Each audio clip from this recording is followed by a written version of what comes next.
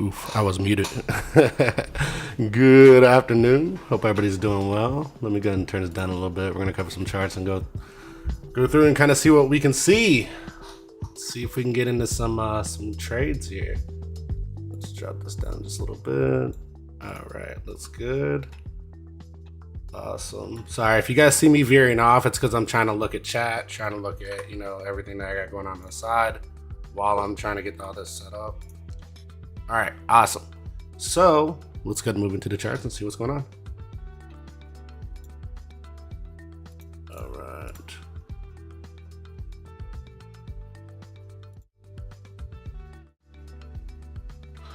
All right, there we go. Awesome. So if you look at everything going on right here in the charts, currently Google's kind of, it's held its position above this 118.85. It's a very interesting trade, I would say, nonetheless. The only issue I have right now with this trade is it seems to be holding support, but I want to see this close, right? So this right here that you guys are looking at, this is the weekly close, and we can see the weekly is kind of getting crushed down to support. I want to see this weekly close above here. If we can see the weekly close above this position, I will think that we're probably going for the hard resist, which is sitting right around 126, right? So that would be the ideal move for the upside, roughly 126. Is that expecting to come up and take out this hard resist right here for Google? So it's an interesting trade nonetheless. It's been kind of choppy, more or less been up and down in the zone versus actually going somewhere. So that's a key takeaway, I would say. Outside of that, that's a trade for this one, I would say. Hold on 1 second. Sorry, 1 second, guys. Just gotta adjust this so I can see stream comments if I have any. All right, awesome. How's it going, Goose? How's it going? Right, this is better. Okay, that's all good. All right, so that's what I would see for Google. Let's check out the S&P. S&P making some moves. So S&P is now moving into the swing low of the previous move. So I would think that this would be the takeout. We talked about this the other day, I think. Looks like it's moving into this OB right here, recapturing the liquidity from that move. I still have my ABC playing out. B could definitely come up a little bit, potentially, right? Like B could definitely still kind of push up to that 4328. I am expecting rejection in that zone, whether it be a retrace deeper to the C or whether it be a pullback, and we look for possible support around 3884. So that would be my swing if I'm looking for the move, right? So we're more at the top of range on a lot of things. I don't know about going long right now. A lot of things look more like a short due to their positionals. You see it here on the stochastics matching exactly what I'm saying. RSI has room, right? The stochastic saying that price has to come down before it can go up, pretty much. So definitely be careful on that. I mean, I can cover these in a MACD format too and everything else. I try to stay away from too many indicators. They just more or less help me with my biases. I more try to look at patterns, and I'm trying to look at, support and everything. But we're moving into kind of some key areas, right? So if I were to erase all this on the S&P, and this is on the weekly, by the way, just in case you guys are curious, we have structure, right? So we have building structure over here, these swing highs, right? So you got your higher lows, your high lows, and then you've got break a structure right here. Once structure breaks over here, then structure retests the high, right? Which is right here. So you got your move, support, move, support, breakdown, right? Recaptures the previous OB before the move back up. That's what this is. Goes a lot deeper, right? Showing that it's kind of got weakness. And then the price comes back up, retest the previous support, which then becomes resistance. Price then goes deeper, and now we've got structure that shows that price is going to continue deeper even if price comes back up. And that's this right here. This is another lower low, right? So you're now switching from a structure of, even though we have the double structure here, you're switching to a lower low structure, right? Not only are we switching to a lower low structure, we're also switching to a lower high structure. Now, The interesting part is that this structure right here ended up swinging out, and this probably faked a lot of people out in the market because they were ignoring that. They were looking at this and they were ignoring this, right? That's the move. The move is here to here to here. This has nothing to do with the move. This is just a retest out the drop. All right, so if we look here, we take the 0 into the A, into the B, into the C. Now, the one thing you could have took from this is that this swing was higher than this swing, and that was kind of your indication that this is turning into an ABC. Now, you could look at it also like this right here is your ABC, right? That's another way you can look at it from the drop. So once structure broke, you then got your 0 into your A, into your B, lower low, higher, or higher low, right? Or higher high, sorry, I keep saying the wrong thing. Higher high. So you get the invert up and the invert down. So we've got indication that price is going to do a continuation to the downside with this move. And what does it do? And then drops, right? And then what do we do? So previous support right here, price then swings up, tries to catch support, can't reach it, swings down lower, right? Retest the lows over here. This is why it's important to know these zones. Retest the lows are right over here. After it retests the lows over here, it then swings back up into resistance again, right? So until this closes in 1 day and 1 hour, we won't know if this is still resistance or if this now becomes support. If we can get up above this zone though, and we can start really moving, like I'm looking for S&P to kind of climb here a little bit. So maybe like if we can get really good momentum and hit this top right here, this resistance, come back, find support, I could definitely see a build long structure, right? That's where I would take my move. I wouldn't take my move on the current move. This is on the weekly again, by the way, not the daily. If you look at the daily, it's all choppy, but the weekly is really clean on showing us that structure. So if I were going to take this move, I would take it on the breakout to the retest, right? So on the retest, I would take it long. If we can't get a breakout to a retest, I would be very cautious, right? A lot of markets right now, they're kind of at top of range. They're really at top of range, which is not an ideal place to buy, not an ideal place to trade. So there are people that do breakout trades, right? And you got some people that say, oh, breakout trades work and stuff like that. They can. Breakout trades can work, right? And you can catch either the falling knife or you catch the breakout. So breakout could go up, then come down, and you catch it twice, right? The problem is when you're in a bear market, you don't want to catch breakout trades. If you're in a bear market, you want to avoid breakout trades. So I'd be highly cautious with taking those. Oh, are you not seeing the stream, Israel?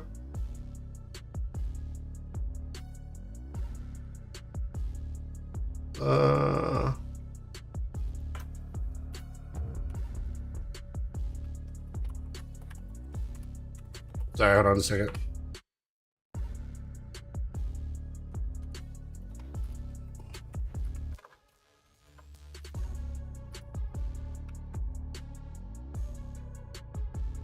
I guess, I don't know. If you guys can see the stream, let me know if you guys are having issues. All right, I'm gonna keep pushing until I get that. Okay, all right, cool. All right, so we're gonna move into Ethereum. Ethereum's very interesting. We talked about this the other day. Not seeing a whole lot. I'm kind of watching this 50 right here, right? You got key support right here. We did get a breakout here, but that became resistance, and that's kind of what we're retesting, right? We're kind of testing this zone right here currently. But if Ethereum get above here, we can probably see a push into this upper range.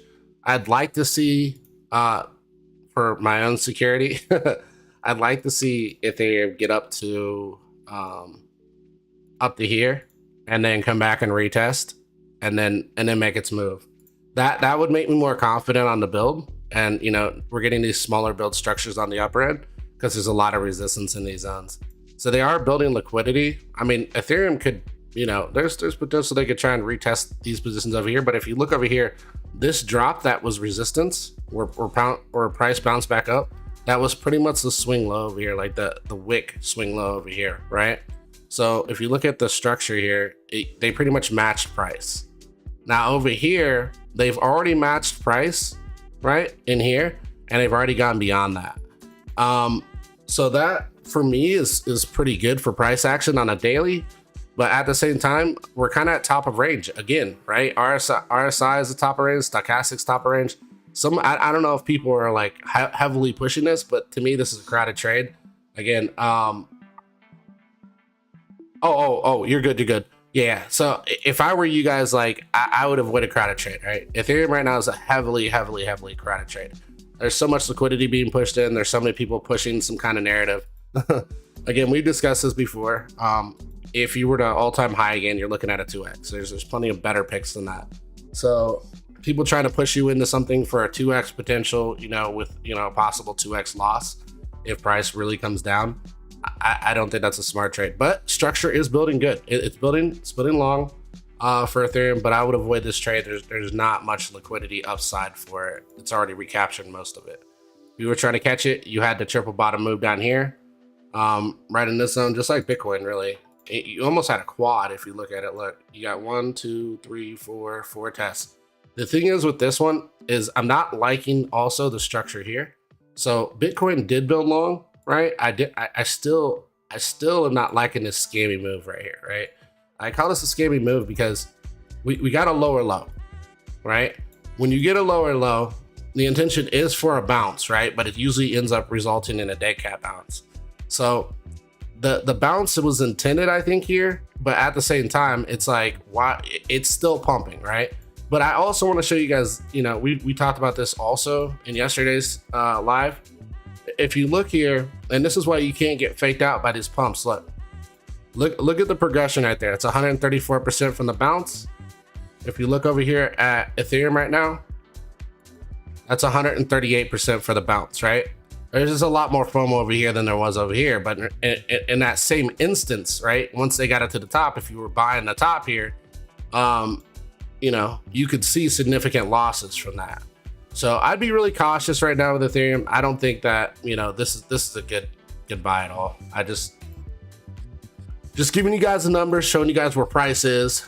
I'm also showing you guys that this is heavily overbought, right?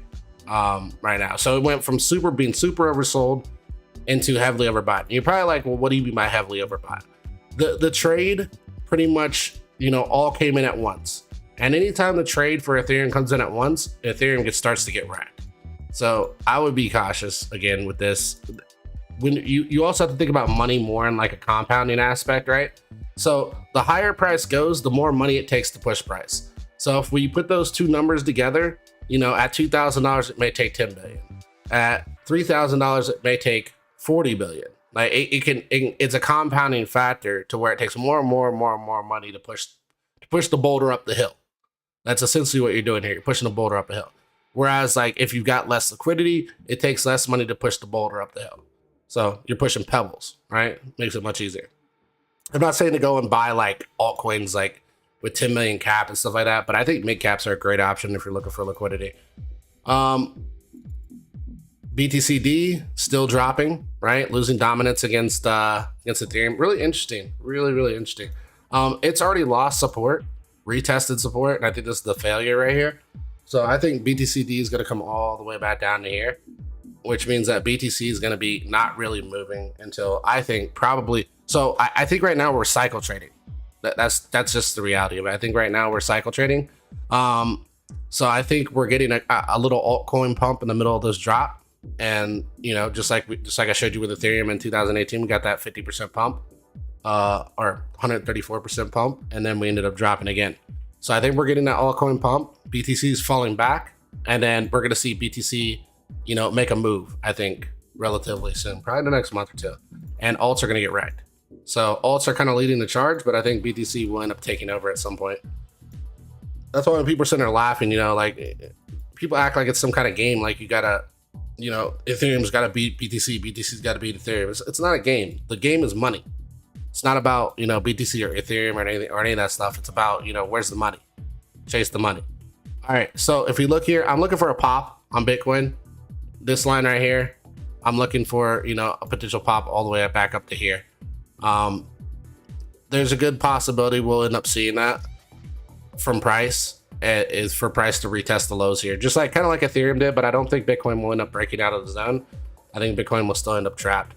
So I'm just looking for a fast move for Bitcoin. If I can catch that fast move, I'm looking for Bitcoin to really just one day just go boom, right? And then everybody freaks out, and then liquidity run, right? That's what I'm looking for right now. So we've seen this before, pretty much right over here. We held resistance forever, right? And then the fast move, boom. Price jumped up, price jumped up, price jumped up. People looked for the long, and then they took liquidity. So that's what I'm looking for. Same thing over here. Price wheeled down, price popped, right? And then everybody jumped in, and it popped again, and then they took liquidity. So I'm looking for a big move. We're going to see a big move before we end up knowing the direction, right? If we get a big drop, I'll expect the exact opposite, right? If Bitcoin drops down like this, which is what I'm thinking, we could catch support at previous OB right over here, and then we could see price then move to the upside. That would be a good build structure, in my opinion, if they came down to end right here, do a last shakeout before the up move, and that would make me feel more comfortable with this consolidation versus us just driving higher and higher and higher.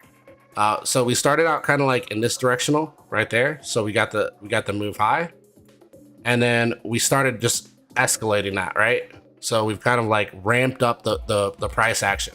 So now what we're doing is we're building structurally, in my opinion, we're building liquidity, right?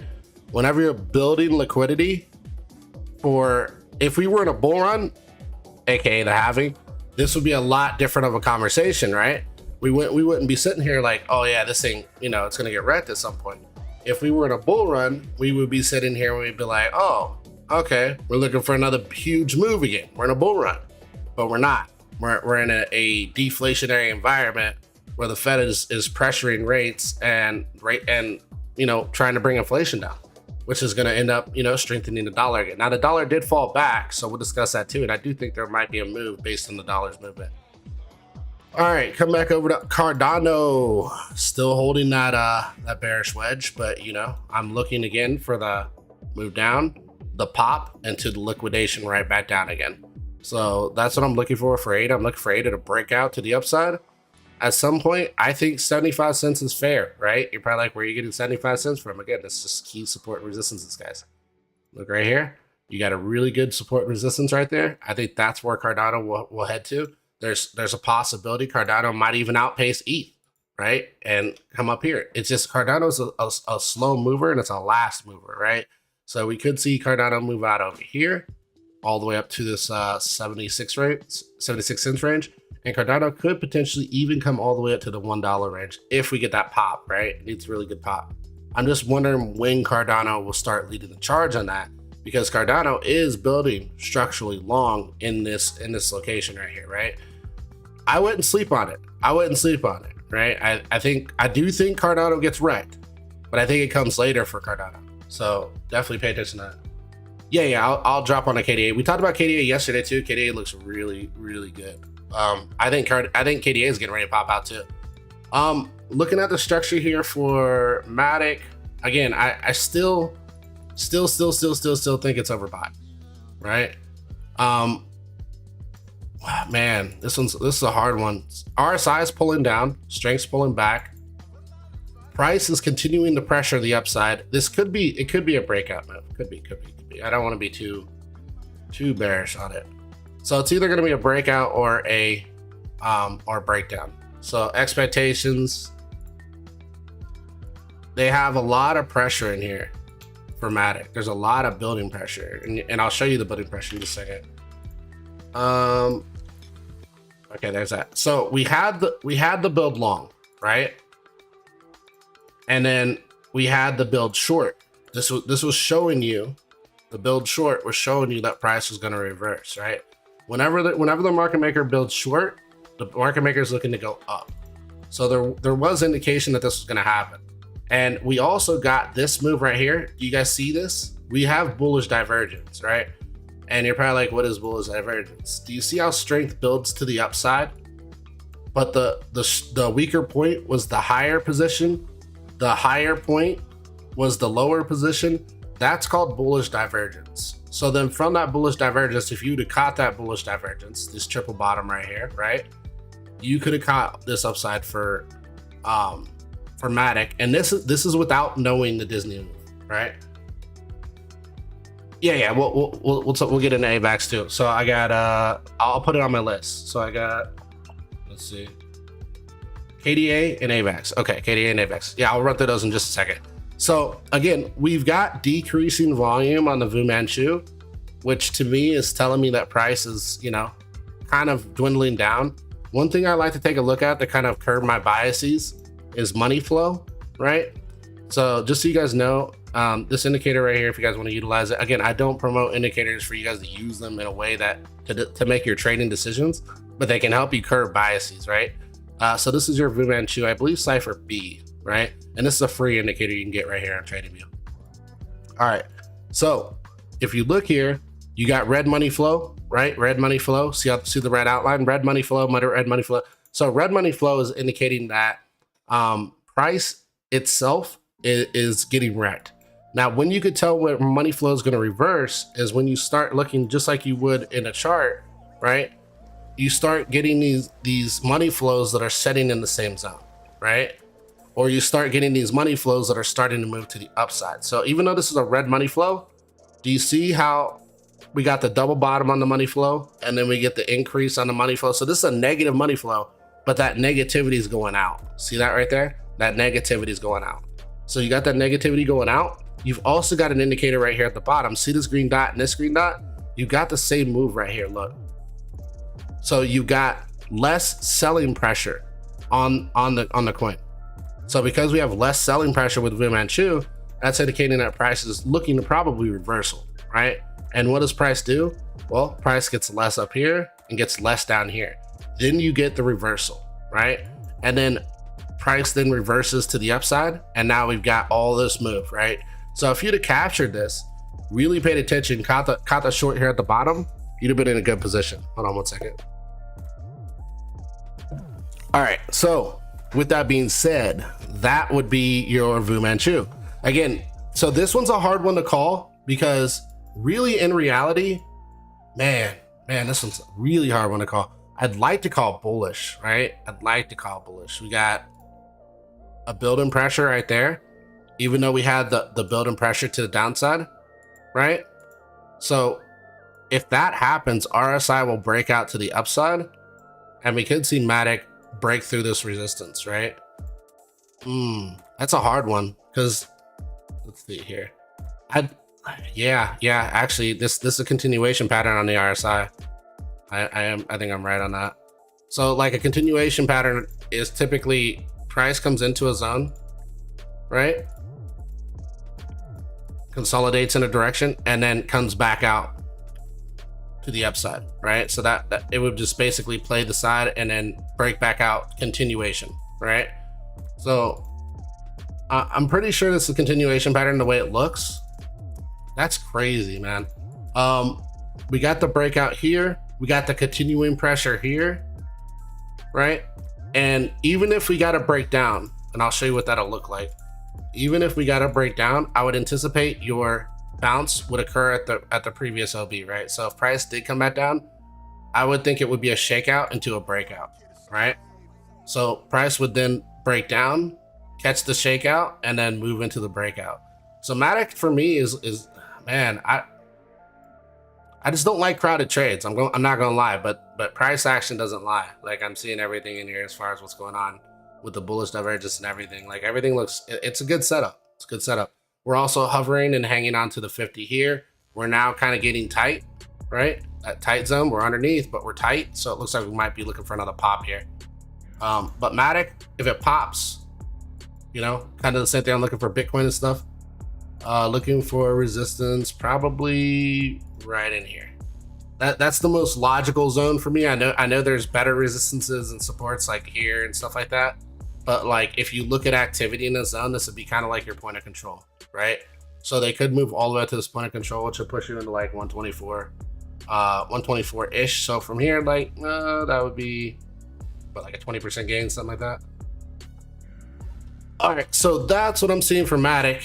Again, you know, I know a lot of people think I'm super bearish. I read the chart as it is. I don't try and fool myself. I do think that there is a deeper move for crypto coming. It just seems like we're moving out of that right now. So kind of the same thing for Solana. We're kind of pressuring the top. I'm expecting a bounce to the downside, a retest to the low, and then a move higher, right? So we could see Solana really push up. The only real resistance I could see for Sol is like right in here, probably around $80, and then potentially they may stop at 70, but that's the only ones I can really see on there. Possible on around 60. So you got like a $10 move on each one of these resistances, but it's not too bad. All right, I wanted to run into KDA. I know somebody asked about that a while ago. So KDA is kind of topping, right? But I think KDA is in a really good position, man. Let's see if there was any divergences. Yeah, so same thing here for KDA. See how KDA keeps retesting the lows? Boom, boom, boom, boom. And then you got building pressure, right? So KDA is definitely telling you, hey, we're looking to move higher. And I pointed out the zone a while ago, and it's been here for a long time. So you got a lot of days in here. I was playing the highs and lows of the move, and then I started to see the structure on the RSI, and that indicated to me upside. So if we look here too, Stochastic's been showing the same thing on the lows. It's just been putting higher lows, right? So the highs don't really matter on Stochastic and RSI versus, and when I say the highs, I mean these peaks. The high does, like the 70 all the way up to the 80, 90 can definitely tell liquidity to hang out there, and that, you know, price could be coming back just like we did over here, right? A lot of FOMO over here. Yeah, so a lot of price targets could be looking to move higher. Looks like, man, that's yeah, market looks like it's doing some things. Let's see here. Yeah, build looks good. We got the solid triple bottom, right? 1, 2, I would say 3, and then the shift. And then after the triple bottom, you also got the RSI verifying strength here. So yeah, KDA looked good for a long here. I think KDA pulls back though before it moves up, because it's still overheated. But we're probably looking at, I'd say, probably the support zone right in here. So probably, let me just get rid of all this stuff on my chart real quick. We'll just draw a couple things. So probably right in here is where I can see price coming back to. And you got your OB for your swing, right? Your shift out of the zone is right here. And so that's like right in that price zone. So they could dip into that, like 190, 180 before they end up continuing through. KDA, I think KDA is going for this right here, where price came down and just swung back up drastically, right? Look at that move for KDA. And this liquidity is getting built back up to that. So there's quite a bit of upside, I'd say. You know, at least 30%, something like that on the move.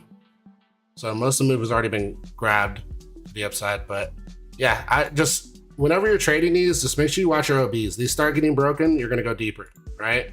So as for instance, you got this one, and then if you break below this one, start closing below that, you're probably going deep, right? The thing for KDA that kind of shook me a little bit was the swing low here. We definitely got a structure body-wise where we got a lower low, right? And same thing with the wicks, we also got a lower low. But let's look at that on the, oh yeah, so see, this is why you got to pay attention to the RSI. Look, bullish divergence right there. You got the downtrend, you got the uptrend. It's telling you price is going to swing out. And I'm thinking your high is sitting around here, probably around like 340-ish, I'd say. So and you could see it the way I just explained it, right? You're swinging down, you're kind of like circling out, right? You're kind of like circling out because you got the divergence telling you the circle out's going to happen. And what does price do? Price follows through with it. Price always follows through with divergences. Let's check out AVAX real quick. Let's see. And then we'll check out XRP. AVAX. All right, AVAX. Yeah, so AVAX, you can see right here, I already had the zone marked. We're hitting up against resistance right now. That was pretty basically our wick right here. We could see price move, but price has to break above this zone, retest, and then come back out. So AVAX right now for me is the top of range. RSI is verifying that. We're hitting the top right here. This is over bot territory. Stochastic's verifying that. We're hitting over bot territory. So I would say AVAX is not a buy right now. We got the same thing here. We do have positive money flow, right? You got the decreasing red, and now we're moving into the green. But that could very well just circle back down and start going red again, right? Which would be the pullback that I'm looking for. But I would be looking for like an entry. On AVAX, let's see here. Possibly. Let's see here. We're just gonna draw a fib real quick. Yeah, okay, that makes sense. I was thinking here, but I just want to make sure. So probably back to this golden pocket right here on 2270, 2215. That's where I would look for a position to go higher if AVAX is going to go up, right? And if it broke this structure and went down, you know, it's going to come down to this 0.5. And if it breaks this $20 range, it's going to go pretty deep, right? You're then looking for your 786, which is up here, which we'll end up flipping real quick to show you what that looks like. So let me grab this. Let me come over here. Oh, wrong one. Grab this. I got that one. Yes. Okay. Got that. Come over here. Go reverse. Okay. And then your 786. So if they break that 50, they're coming all the way probably back down to like $16. And they should find support here, but if they don't find support here, they can definitely. This is the make or break zone. It goes below $16, it's gonna go to a lower low. So I had it marked out right here. You can see $10. That's what I was looking for ideally. And that was based off the price action right in the zone. You can see some really solid consolidation over here. Really good support. And this is where the W took off, right? That's where it shifted. But so far, so good for AVAX. I would say too. Actually, let me just reverse all that. All right. One other thing I was paying attention to is that structurally, AVAX looks good. You got your low. You got your higher low. And so far, you got another higher low, right? So far. Once these other scenarios start getting tested, I would be cautious with that. But and as long as we're continuing to form those higher lows, it looks good structurally. Ideally, I look for the pattern to kind of follow the trend, which would mean that we're under the trend. But, you know, at the same time, that doesn't have to be the case as long as we're continuing to form higher lows. That's kind of the ideal scenario. Is for pattern to follow trend, but it doesn't have to. All right, XRP. Yeah, it looks like a good short. Like I said, though, I gave you the zones on price where I'd be TPing. Let's go XRP real quick.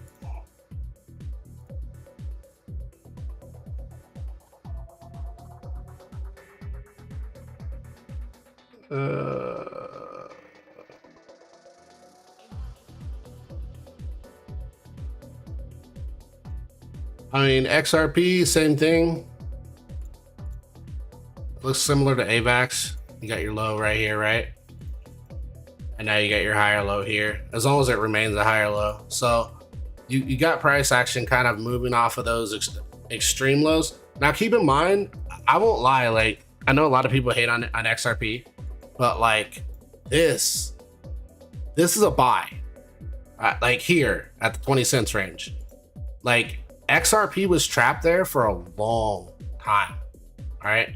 Basically, price came back to retest that liquidity that's there. I feel like XRP has already done that. It's already done that. Like, unless their court case goes really bad, like XRP has kind of hit its bottom. Like, people looking for deeper, I don't know if it can go deeper in this, right? Like that. If it comes back to 29, I'll get some, right? I did get some around that zone, but I would be getting more because I think that, you know, liquidity wise, when you look at liquidity, look over here. This is solid liquidity all the way through 19. Then they had that court case that pretty much flooded out the bags, pushed it all the way back down to like 17 cents. I mean, 29 cents isn't that far from 17 cents. There's not a lot of loss downside to XRP. As long as you believe the coin will go up, that's all that matters at the end of the day. All right, so XRP, I think it's solid. We are hitting resistance, right? That's obvious. You can see right there through that line of where price is. We're coming just under resistance, right? All the way across. You got your wick here. You got all this price action right here. So we may be trapped. You know, it could be top of range. Let's check out the. Oh no, we still got room on the RSI. Stochastics looking good for him. Yeah, XRP could pop. Let's see. It could recover all the way to that wick, I think, roughly, right? I mean, potentially even all the way back up to here, back up to these ranges, around 50 cents. So this would be the better percentage, I'd say, out of most of these plays so far. If not there, it'll be right around this 46 cents. This is still good percentages though, to the upside. It's just there's not a lot of price, not a lot of interest. I would say that there is price building, but there's not a lot of interest here. I I think payment coins are great picks, guys. Like I know a lot of people talk about layer ones and this and that, but like payment coins are the future. Like cross border payments and stuff like that. That's ideally what you're looking at. Those are big money. 55, and if it gets to here, it's roughly about 23. Those are good percentage gains right there. I'd say the upside. You could see some pullback. If you see pullback, I just look for the previous swing, right? So right around here. If price pulls back, I'd catch it right around 33 cents and look for the long at that point. Like I said, I don't know if XRP can go much deeper than where it's at. I think a lot of liquidity has been drawn out. And looking at XRP really kind of, you know, this is why I'm more market neutral, because there are some things that are so low, you know, they're not a bad time to buy. Like I'm actually looking, even, and I do think Bitcoin can go deeper. I do, but some of these alts are looking prime, man. They're looking like really, and they've been in these liquidities. They have a lot of previous liquidity to read off of. That, you know, that these are some good buys. These are some good pickups. I think some of these have gotten wrecked so bad that, you know, there is no more wrecking them. AMD. So this one's one I'm looking to kind of get destroyed at some point. We'll see what happens at the end of the day. We're kind of at top of range, in my opinion. We have our hard resist right here. We keep hitting our head right here. I'm looking for pullback, and we got this, you know, downtrending trend. So I'm watching this, and I'm looking for this thing to maybe tilt down a little bit. So I'm looking for a head and shoulders in reality, but we'll see if it plays out at the end of the day. I don't have confirmation on that. I'm just, you know, throwing out a little bit of biasy on where I think AMD is going, and that's, you know, with the whole chip thing and everything and the GPUs. I think with mining and all that stuff and proof of work, people attacking proof of work concepts, that it's going to end up wrecking a lot of these developers of chips and graphics card manufacturers. Their margins are definitely going to see a hit, right? Beyond Meats, this is an interesting one I've been watching. This one's just trapped. Like it's a good short from where it's at. I'm looking for price to remain in this zone. If not, you know, go deeper. Coinbase, right there. OB, right there. So we came up, tested it. Now we're heading back down to the swing low. We got a good support zone. I do have some zones marked out here for you guys to see. And this is your swing high, right? So you get your swing high, you get your swing low. These are your two OBs you really want to pay attention to. So, but if you also look here, there's a solid support resistance right in this zone. So as long as we kind of maintain above these zones right here, these two zones, we should be looking good, you know, for a build long. Now, Coinbase, you know, could see some moves, but ultimately I wouldn't be picking these kind of stocks up. And this is a stock, by the way.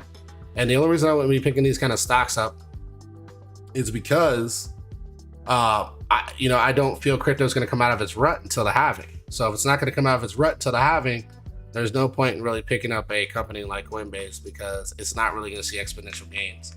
I would be picking up Coinbase probably around the same time that I would be picking up, you know, a lot of my alts, which probably won't be till like mid of next year, maybe Q1 of next year. We'll see. So that's ideally where I'm looking to kind of pick up alts. I'm looking for pick up Bitcoin. I'm looking for one more rec month, you know, rec timber. We'll see if it plays out. If we get one more rec month, then I'm looking to pick up some Bitcoin after that.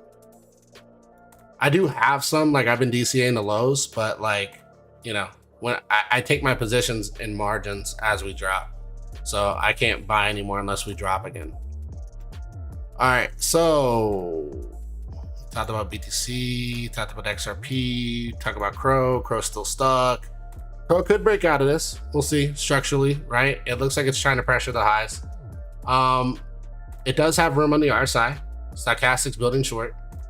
We got a green dot on the daily. We got money flow moving in green, right? So money flow is pushing into Crow. So we could see some moves on Crow, right? Crow got completely obliterated. It has so much recovery to do it. Like, you have to think about it like this. All right. Big players stepped in here. Big players stepped in here. Market FOMO'd in. Market got wrecked. Now, as we're rising, all these people are going to be selling on you all the way up on Crow. Like, there's so much money that's trapped in here that wants to get out. They don't want this project anymore. They're like, why did I do this?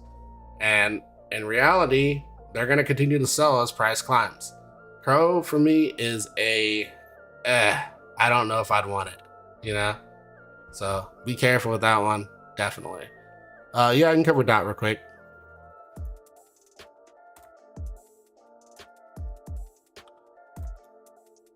USD, yeah, I mean DOT's moving on what we talked about yesterday. There is room on the RSI too. You got room up here. Stochastic way overbought, so it's almost like a forced move on DOT, and that's why you're getting these, you know, blue white, because price goes up, then it pulls back, then price goes up, pulls back, goes up. So like it's because they're trying to get out of this rut. They did have a good consolidation right here at the low, right? So if you look here, that's a solid consolidation zone. We could be looking to come out and retest this whole zone. So I'm looking for a price around 1080, 1189. And I think once they capture that though, I don't know if there'll be much more upside. There could be, they could come all the way as high as to trying to test these up here, right? And that would complete the move for me. That would be around $14 if they try to come back up and retest this move up here. Now, if they try to do that, Bitcoin had better be pretty high, right? Bitcoin's got to be retesting that 30K zone probably for us to be pushing up that high. All right. Disney. Oh, they got the pop. Look. Disney's about to get wrecked. This is the pop I'm looking for in everything right now, right? So be really careful when you see the pop. All right, be really careful when you see the pop. This is a liquidity run all day. All right, look at this. Look at that move on the RSI. Look at that strength. Look at the stochastic saying no, no, no. I don't know, man. That's a liquidity driver right there. Like the markets are going full steam. We have to keep in mind, like, these kind of moves, they get you excited, right? And I mean, I'm even excited looking at it because I think there'll be more upside in the market because of this, right? These are the kind of moves where you have to be cautious because the market starts getting excited again. People start going full, you know, lost their mind and start throwing out everything. You're going to see the Fed pop back in September, like, hey guys, 100 basis points. And you're going to see everybody get wrecked.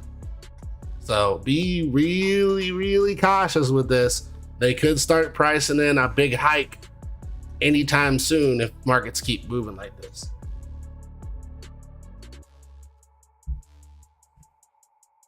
Oh yeah. Thank you, man. I appreciate that. Yeah, I try to stay as chill as possible with this stuff. You know, it gets you excited. People get hyped about it. You know, you're making money. At the end of the day, making money is exciting, but it's you gotta kind of come back down to earth and kind of look at reality here, right? And I like finding perfect examples of things I was talking about. But I mean, as far as the market goes, like for me, like Disney here, man, like it never showed bullish divergence. It never showed it. It showed it a little bit right here, right on this little move, but that's not a big build like a lot of these we've been looking at, right? So when it popped, this is a big pop, but I think it's gonna be like a bubble, right? This shit's gonna pop and Disney's gonna get destroyed. I think Disney, man, it'll probably come back down and test the trend. It'll do one of these huge spike downs, and that we could see Disney then at that point pull down into the zone again. Yeah, I'd be cautious with it, man. But if the RSI did double bottom here to this position and we ended up higher on the chart, I would take that as an upside, right? So if we came back and we were here and the RSI over here pulled back to all the way down here, that would be very bullish because you got the same strength here as here. You got a higher position here than here. So that's telling me like more or less upside because Disney's been kind of like in this upside chop, right? It hasn't really had a lot of price interest, I would say. It's just up and down and up and down and up and down. Then it had the breakout right over here in 20, and then it had the pandemic lows. And then once the pandemic lows went, it then recaptured its liquidity in the zone and then took off, right? Like everything else. I think a lot of this up here is going to be trapped liquidity. But at the same time, you can see here in 19, we did have this move right here. So we could see, say this is probably the top for Disney. right? If Disney moves up. But I don't think we'll be seeing those all-time highs due to the liquidity that, a lot of this was basically fictitious money printed. So a lot of that's going to get pulled out of the economy through taxes and through the Fed rate hikes. People gotta understand the Fed rate hikes getting lowered doesn't mean Fed rate hikes are going anywhere. They're still going to be here. So they're still going to be affecting our everyday lives. They're still going to be affecting buy and sell pressure. So we have to be really careful with trying to be too optimistic versus, just reading what's in the chart and what it's telling us. So, everything here is telling me, potential upside, but I want to sprinkle a little bit of caution on there that, a lot of these things are going to get, in my opinion, wrecked. We can see right here, Amazon rejecting perfectly. Look at this. I mark this stuff out. I mark it out days ahead, and look at that. A perfect touch right there at 144. So it's a perfect touch to the top of the OB. Hard resistance, right? Hard resistance. And again, this is on the weekly. Sometimes you gotta zoom out to zoom in, and then you can see price then comes into the zone, hits and rejects. Now, if price gets above here, if price gets back above here, that could spell good news, right, for the market. So, because I think Amazon is one of those leaders, that's a good one to watch. So that means price could get up to this 160 zone. And if it gets above that, it could go all-time high. So not trying to get you guys hyped, but my expectation is exactly as I drew it out, right? So I'm looking for this. I'm looking for the market to pull back, retest the lows, the previous resistance, now support, make it support, consolidate a little bit here, and then shift into the higher zone if we're gonna build long, right? So you need to build long from the structure. There's no structure building telling me that, hey, you shouldn't just moon, right? You should pull back, recover the move. Now keep in mind, just like I said, I don't think prices will go all-time high, because if you look here, it's almost like they're just recapturing the drop, right? A lot of it's recapturing the drop, and that's what they're doing over here. So be cautious with understanding these. I don't want to comment on other influencers, but they do what they do. I'm showing you guys, price action. I'm breaking it down for you. I'm telling you what's a bullish, what's a bearish. I'm showing you what a channel is. I'm not just throwing prices and saying, if this happens, then that happens. I'm simply stating here that, this is what price action is telling me. All right, so Lucid, I'm telling, look, Lucid hit its low again. Look, it's a low cap. It's a low cap, and it's a stock. And I think it's a competitor for Tesla. I know some people will get upset about that. And I think both Lucid and Rivian are. And I think they're good buys when it comes to stocks. So, this is my zone. I told you guys many times, hits the bottom, buy in. Hits the top, sell. Hits the bottom. You guys are missing out on money if you're not trading Lucid. It's so easy. It's so easy. Now, eventually it will not be so easy, but it's so easy right now, right? And this is on the weekly chart again. So yeah, it's a longer period trade, but you're making money. You throw in a decent amount, you can even put in a call or a put, right? You can put a call to the upside or a put to the downside. So you can do either one of those. All right, let's move into Adobe. Just as I said, Adobe rejected perfectly on the OB. Now we'll see where it goes. I think a lot of these are in pullback mode, so be cautious about buying the highs on these. U.S. government bonds. Hey, we literally talked about it. Look at that candle. Look at it. And look, I even got the pullback drawn out right here. So expected the pullback. See how you get the pop out, right? You got the wedge. You get the pop out. You get the pullback. And now I'm looking for a moon on the 2-year. So 2-year should go up. Which is bad. Bad for assets. Look, I know people may think that I know the future, all right? But in reality, it's just the price action that's in the chart. Amazon's still continuing this trend down. I think it will continue this trend down. If anything, best case scenario, Amazon does this in the short term, right? In the short term, pulls back, moves up, and then moves down. So either way, I think Tesla revisits the lows. All right, moving into Twitter. tweeter's still trying to play to the upside. Again, I told you guys I wouldn't buy this stock. It does look like it's going to try and play to the high here, around $67. So we could see a pop here, but ultimately I'm looking for a breakdown out of this wedge, as you can see right here. Oh, look. Hey, what happened to those lowering gas prices? Oil's back on the move. Curving back up. We'll see. We'll see if it's a failed rally or if it's an actual rally. It looks to me like oil's kind of followed all other markets into a bear market, but oil's moving with the rest of the market. Oil's moving with the rest of the market. This is to me, all right. And this is why I say be cautious with these type of plays. Oil could be signaling, right, that there's too much optimism on the market. So if there's too much optimism on the market, that means that everything's getting bought. So if oil starts pumping again, definitely expect a high rate hike next time by the Fed. I think people are anticipating some kind of U-turn based on the CPI data. No, inflation is the key. Inflation, look, as long as job numbers are stable and inflation's going up, the Fed's going to continue to raise rates. Doesn't matter what else other people think there is about other things. That's all they care about. CPI report, sure, they read into it. Yeah, it was a break-even number, not a reduction, not a lessening, a break-even. A break-even doesn't mean anything. It means that they had to keep their foot on the gas to keep the pressure on inflation, which means they got to at least do a 75 basis and potentially 100. All right, so BNB. Just playing the channel up, man. I don't know who is buying BNB, but look, way overbought. It almost looks like exit liquidity. Last time BNB was overbought like this, it was at its high.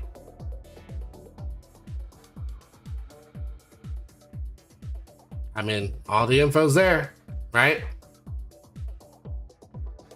These are huge drops too. So definitely wouldn't be buying BNB where it sits. Stop. Rejection, reject. This zone is just completely telling Shop no. That's pretty much what's happening with Shop. Shop on a bigger scale.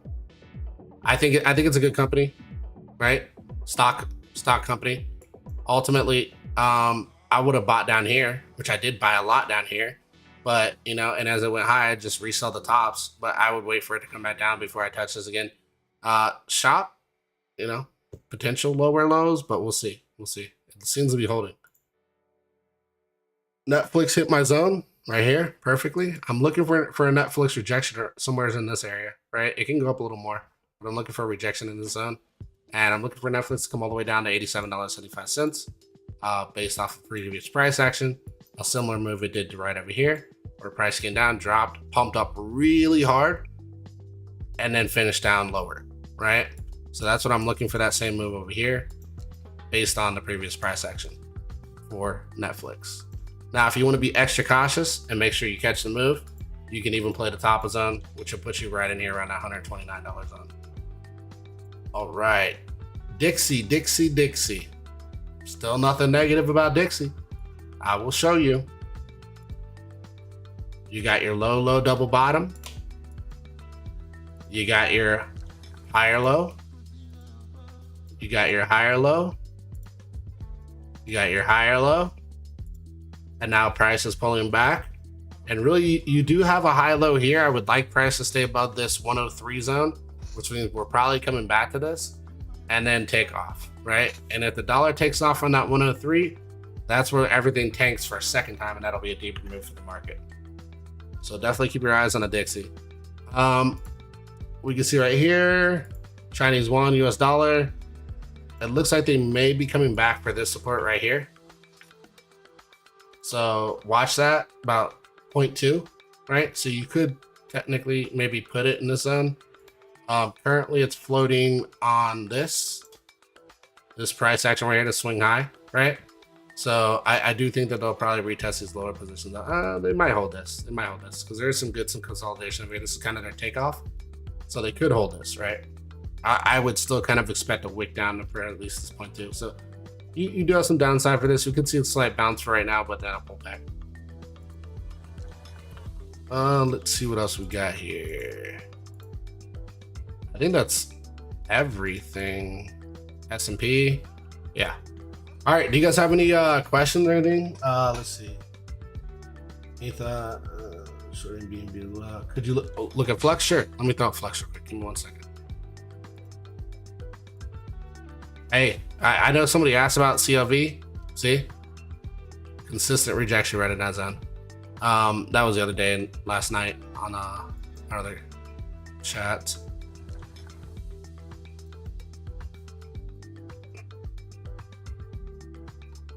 EF Flux USDT.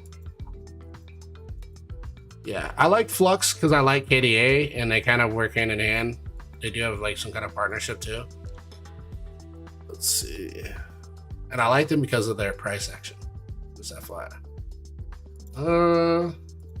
Yeah, they could come up and catch that swing low right there. That's ideally what I'd be looking for. Again, it's a risk to reward scenario. You are hitting resistance in the zone that you're currently at. So this is a heavy consolidation. So you may consolidate underneath the zone for a while. You do have support in the zone right there. Same support you had here is the support that you caught over here. So you're on the swing high of the move. Really, in reality, you can see right here, last time it swung out really hard and still got shoved down. So we could see price come up, pressure, and then swing back down, retest the low before it ends up moving up again. So I wouldn't really long this position. I would kind of short that, because if we took a fib and we ran it from the swing low to here, and we looked at just that zone, you're pretty much under the 0.5, right? So you're under a heavy resistance. You actually close perfectly under the 0.5 here. So you should be looking for a pullback to the lower zone, probably the 0 right here. That's what I would look for.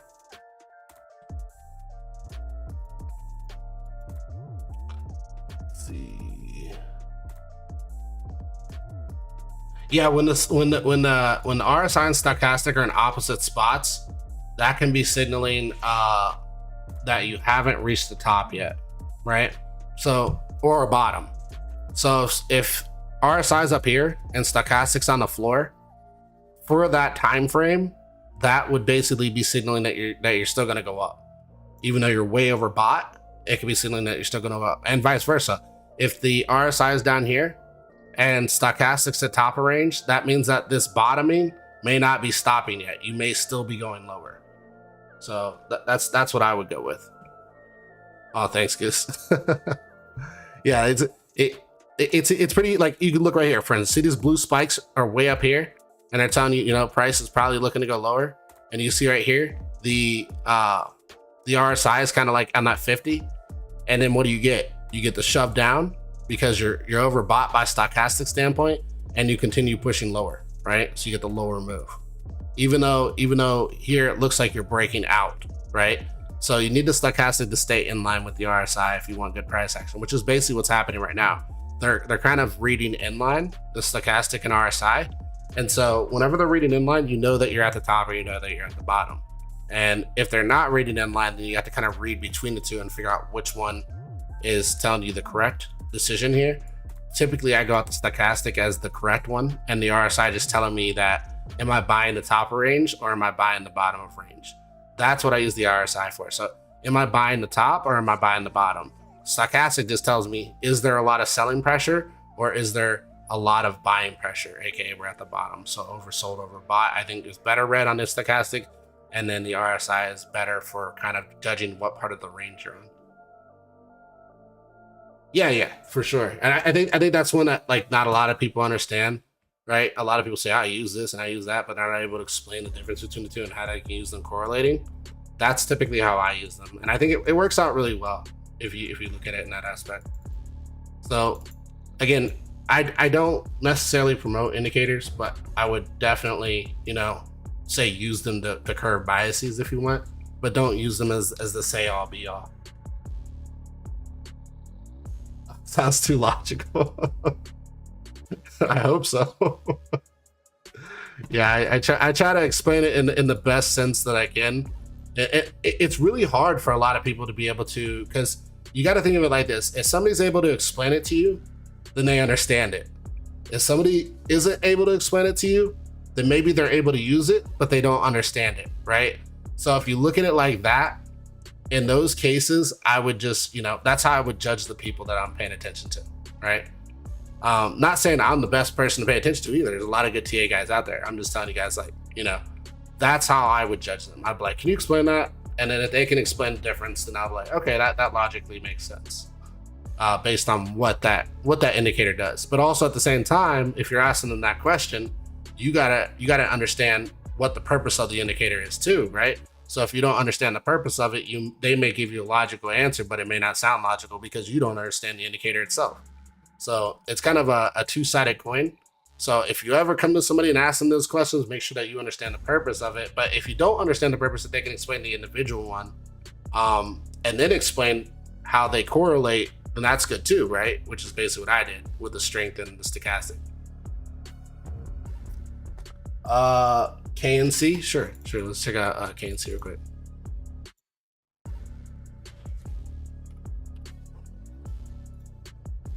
Bybit. Ooh.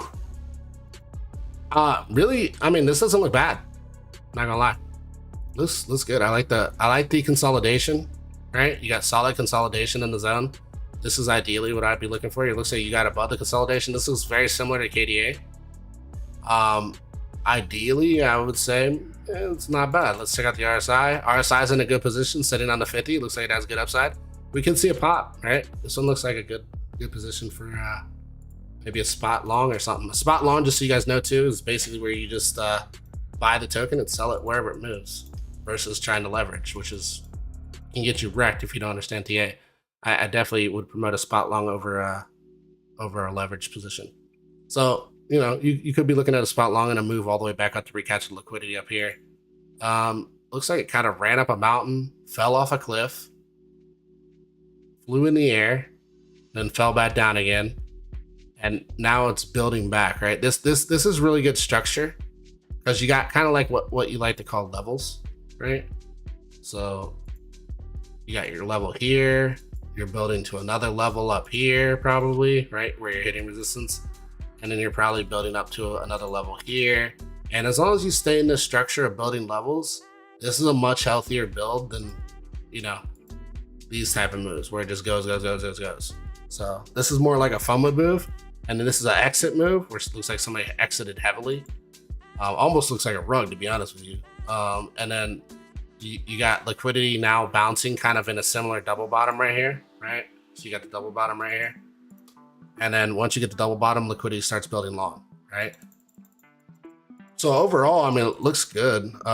Structure here looks really good. Not only do you have the double bottom here, you got the bullish divergence right here, indicating upside, right? So if you would have taken the bullish divergence on this coin, you could have had, caught it down here at the low, and maybe you didn't catch it at the very bottom. Maybe you caught on the liquidity portion of the candle. And your gain here from that, if price continues to the upside, we'll say just from where it's at right now is 40. And then if it continues up, you can see 76. And then if it would have continued up, you can see 110. So definitely always watch for the bullish divergences, because those are key for kind of figuring out, okay, what part of the market am I in? And are we looking for reversals on anything?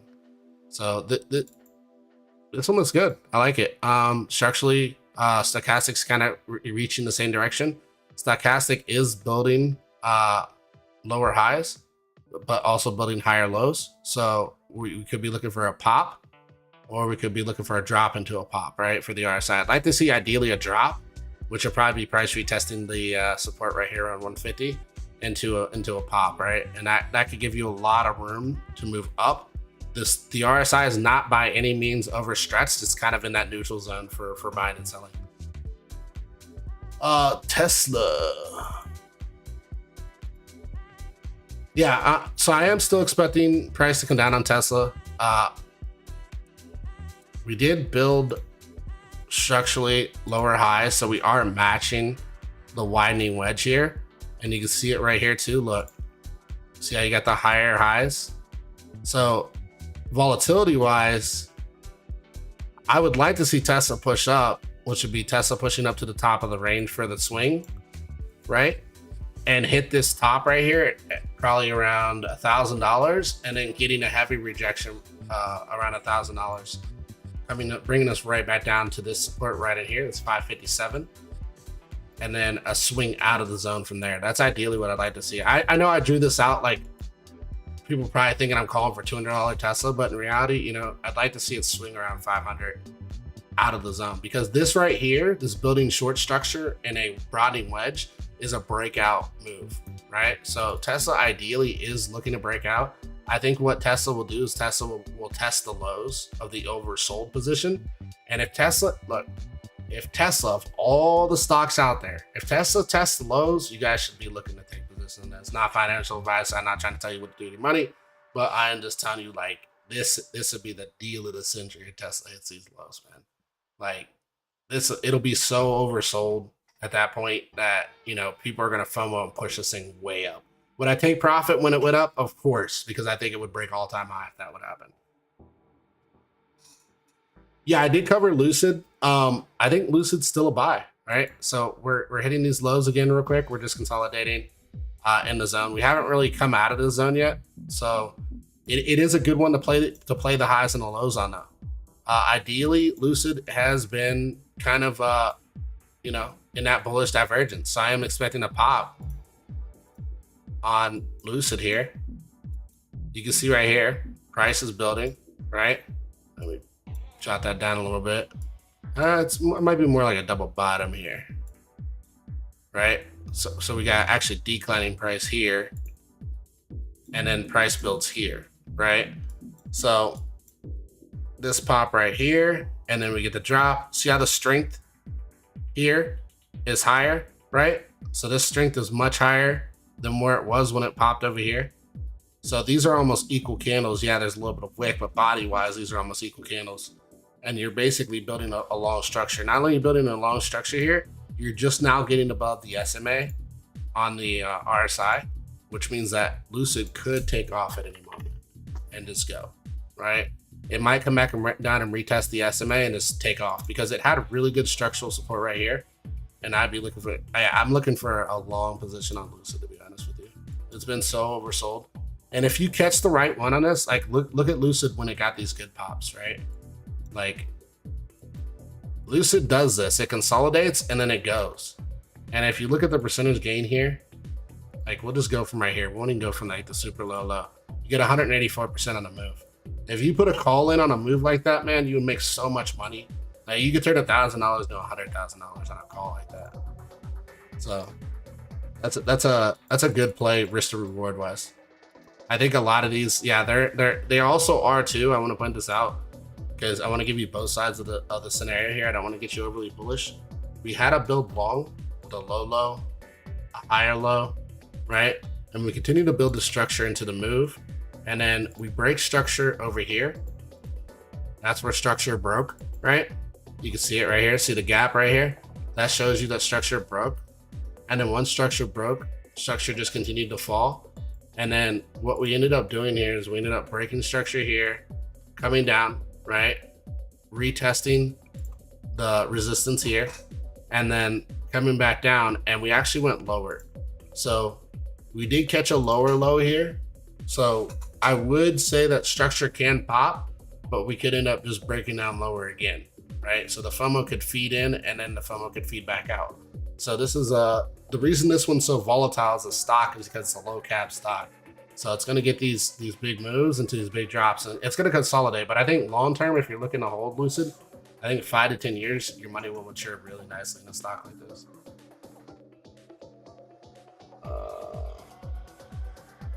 Well, we need to look at it in strides, right? So it's not as much about Lucid being a competitor to Tesla as being a part of the space. Think about like Ford and GM and Chevy and all these other competitors. They all do just as well as Ford, right? So if you think about it like that in the EV space, I think like Lucid and Tesla, these will be the names for EV, right? Rivian. So even though they may not be as good of a performer, like Tesla may be the better performer, Tesla's already had its run. So in reality, your upside potential is much better in something that may not perform as well as Tesla, but has a lot more upside to run, right? And that's the way I look at it. Like, buying Lucid right now, it's a good deal. It's a really good deal in my opinion. And I think, like I said, I think we'll probably get more shakeouts, right? We'll get these big pops and do these big drops, but eventually Lucid will stabilize and it'll go. Just like Google, just like Apple, just like all these stocks eventually do. Yeah, everybody gets their piece of the pie. Exactly. There's enough to go around for everybody. So maybe there's 500 billion in the EV space. Maybe Tesla takes 200 billion or 300 billion of that space, majority of the pie. But there's still plenty of the pie to go around for these smaller companies that just, that have the same potential, that could outpace them. Think about Intel and AMD. So do you think anybody ever thought AMD would surpass Intel in technology? No, not a person out there thought that AMD was even a competitor to Intel. Now AMD literally has Intel licking their boots. Like, AMD is the best chip producer out there. They're one of the better graphics card designers. I'd say NVIDIA is probably the best. But when you look at these kind of scenarios, like, these are things that can happen. Another company can outpace the beast. So if you're looking at it like that, try and diversify if you guys are looking to get into good positions on good companies. Again, I'm showing you guys the good companies that are small caps, so you guys know kind of ahead of time. So in 5-10 years, you're like, man, you know what? Lucid blew up, because I think it will. I think Lucid and Rivian, I think both of them are really good. Now, there's also a Chinese company that I'm kind of keeping an eye on. I think it's Nexo or something like that. But I'm not too into those type of companies. We'll see, right? Like, Toyota ended up coming out really well, so can't really say it won't happen at the end of the day. Let me get on to Rivian real quick. I do have that chart too, right here. So you can see right here, look, if you'd have taken a chance on Rivian, you got good consolidation in the zone, right? You did get that heavy dip of liquidity, but then you get that consolidation, and now Rivian's kind of shifting out of the zone. Rivian's looking really good for upside. You were so oversold here, and now Rivian's got all this upside to go on the weekly. If we look here on a daily, like, that's some really good consolidation, really good build longs. Way overbought though on the daily, way overbought. So we could see some pullback on Rivian, but overall Rivian I think will do well, right? So I think a retest of the low, probably around like $30, and then a takeoff from there. Because think about it, Rivian from where it's sitting at right now is sitting at $38. Rivian at its highs was $183 on open, right? This company has liquidity, but I think it will build exponentials. Like, long-term growth portfolios, this and Lucid and these other ones that we're looking at and talking about right now, these will be your keys to long-term growth portfolios. So, like, I'm not saying to like trade these necessarily as much as I am saying to accumulate them, right? And just have them as part of your portfolio. You can have the S&P and the other ones to kind of balance out your portfolio, but I think that when it comes to low caps, these are some key low caps right here. I'm going to continue to try and dive into other low caps that I'm paying attention to too. Now, strictly for me, we do have people in our FS group that cover like, we'll say like macro, like looking at company statistics and seeing like how those companies perform, like kind of like performance. But strictly for me, I stick to strictly price action, right? So if I can see a company that looks good, that has the price action for me, then that's where I'm like, okay, long-term performance, this looks like it's playing out just like how Tesla did when it first launched. Or long-term performance, this looks like a competitor to Google, and it looks like it's playing out just like how Google started when it first launched. There's always going to be something else that kind of comes along. Yeah, Neo, there you go. Yep. Yeah, AMD used to be cheap, super cheap. You can get it for like 10% of the price of an Intel. Let's see. Neo. Entries go down. Do you think the next FOMC? Yeah, I think we'll get pullbacks in the next FOMC. At least pullbacks, if not deeper moves. Yeah, we can go. Yeah, Neo is the company that I was talking about earlier. Let's actually look at that one real quick. Neo's an interesting one. I think people are sleeping on it. Neo's a good one. Hold on, that's crypto. Never mind. Hold on. All Neo. I think this one's it right here. Kill that. Is this the right one? Hold on. Let me look this up real quick. Neo stock. I gotta look at the ticker for this. Ticker. NIO Incorporated. Yep. Dash ADR. Yeah, I think this is it. Okay, so NIO is an interesting one too. NIO is kind of like falling off a cliff a little bit, but if you look at support here, it's kind of like your mid zone, right? So you got really good support in here for NIO. I think NIO might revisit this low, but NIO's potential upside is huge. It's kind of like NIO's like the Tesla of all these electric, or not Tesla, sorry, didn't mean to say Tesla. It's like the Toyota of all these electric cars, right? So it's a cheaper version, definitely more affordable, and hopefully reliable. We'll see at the end of the day. But yeah, NIO's performance isn't too bad. You got 19 all the way up to 22, so it's got really good performance metrics. Like for right now, like see how NIO dropped right here. See how NIO dropped right here. Look at Rivian. Look at Rivian. Now from that drop, right? This is probably where Rivian's at right now. Look at NIO's upside. Come on. Tell me that doesn't look good. This is what I'm saying. Yeah, the sentiment around Chinese, but that's why I'm looking at Rivian. That's why I'm looking at Lucid. Because like when you put them up against what NIO has done, right? Put them up against them. These companies could really perform a lot, right? So definitely, from a long-term macro perspective, these would be ideally what I'd be looking at, right? I'd be looking at NIO. I'd be looking at not NIO, sorry. I'd be looking at Rivian. I'd be looking at Lucid. I'd be looking at these ones, and these are neutral as far as where they're located at and stuff like that. So it's nothing like you got to be like, oh, this is a different country, yada yada yada. Lucid is actually an ex-employee of Tesla. So they basically took the ideas that Tesla had, wanted to innovate them, said they were getting blocked on being able to advance the Teslas. So that person then went over and created a car company called Lucid. And that's what this is. So a lot of people don't know that. So the guy that is in charge of Lucid is actually an ex-Tesla innovator. So keep that in mind too. Like that's why I think Lucid's like a sleeper for a lot of people.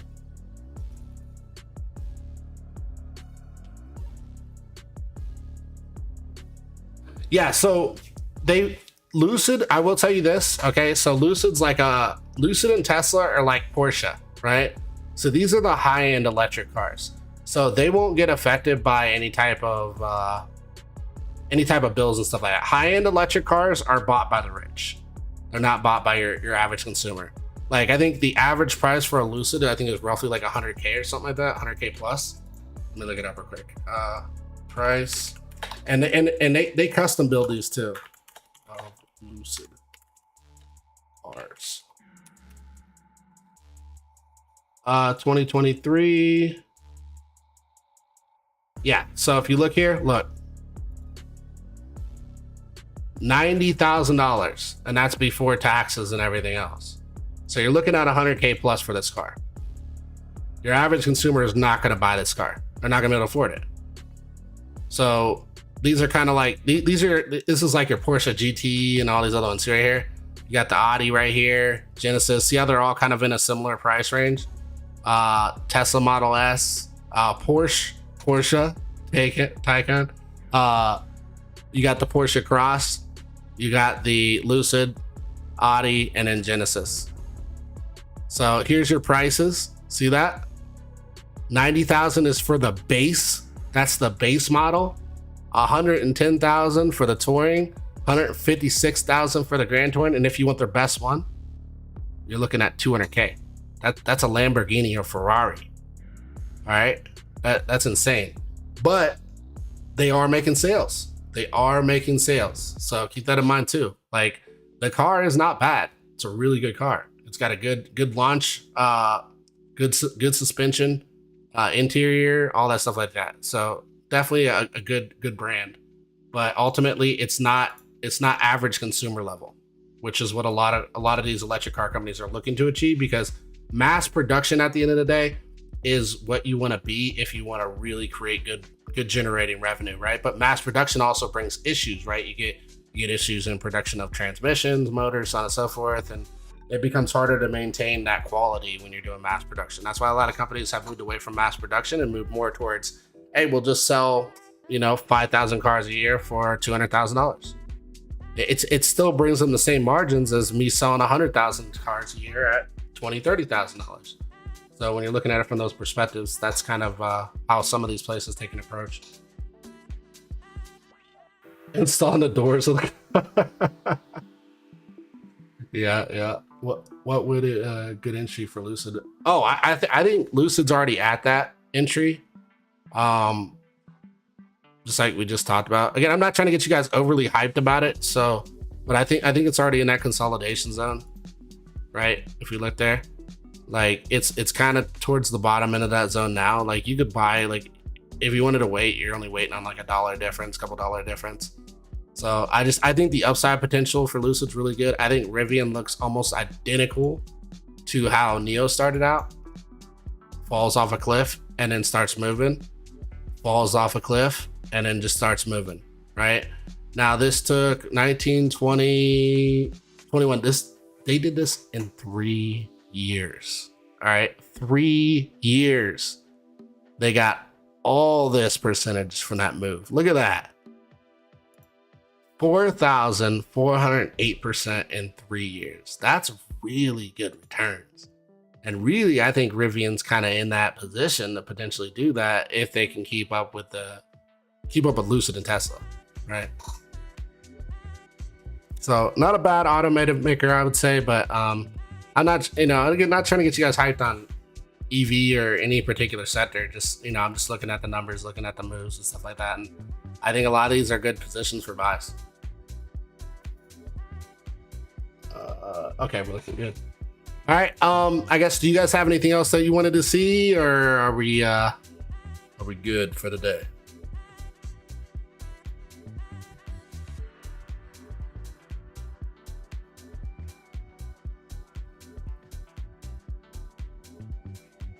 All right, awesome. Yeah, I think that's gonna be it then. I just wanted to run through some charts, give you guys some numbers, show you where things are looking like they're heading. Definitely, be careful in the markets. They look positive, but we still have more FOMC pressure coming, so we could see that. Oh, also keep in mind that the FOMC could come early, right? And what I mean by that is not that the FOMC will be early. What I mean by that is that the FOMC rate hikes may start getting priced in early, right? So we could see end of August, beginning of September, somewhere in there where they actually start pushing prices back down. And then we start seeing those lows well ahead of the FOMC due to hey, there's no such thing as insider trading, but we know different, right?